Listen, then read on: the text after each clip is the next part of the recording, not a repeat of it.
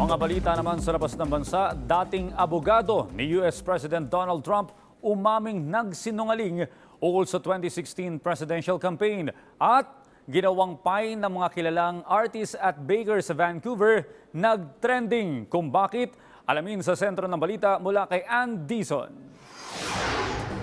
Nagpadala ang Russia ng karagdagang batalyon ng S-400 surface-to-air missile system sa Crimea. Ito ay matapos nilang makuha ang 3 barko ng Ukraine at mga crew nito. Pagmamalaki ng Russia, kaya ng naturang missile system na tamaan ang target sa layong 30 kilometro at may bilis na aabot sa 2,700 kilometro kada oras. Kaugnay nito, humiling na si Ukrainian President Petro Poroshenko sa mga bansang kaalyado at miyembro ng NATO na magpadala ng naval ships sa Azov Sea para tulungan ang kanyang bansa, lalo na't lumalala ang tensyon sa pagitan ng Russia at Ukraine.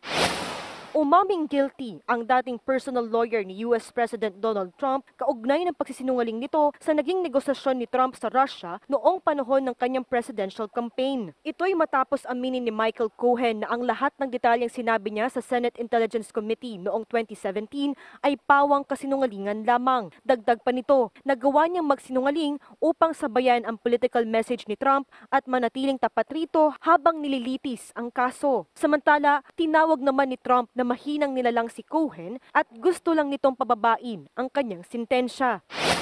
Kinagiliwan ni Pope Francis ang batang ito na si Wenzel Wirth matapos umakyat sa stage para maglaro habang nagsasagawa ng programa ang Santo Papa sa Vatican City. Nang susunduin na ng ina ang 6 na taong gulang na bata para ipaliwanag sa Santo Papa na hindi ito nakakapagsalita, ay pinigilan ito ni Pope Francis at sinabing hayaan na lang itong maglaro. Kaya naman, sa mensaheng ibinahagi ni Pope Francis sa kongregasyon, ay sinabi nito na bagamat hindi nakakapagsalita ang bata, ay malaya nitong na ibabahagi ang gusto niyang sabihin. Gayon din ang klase ng kalayaan na mayroon ng mga ito sa paglapit sa ama anumang oras nila gustuhin.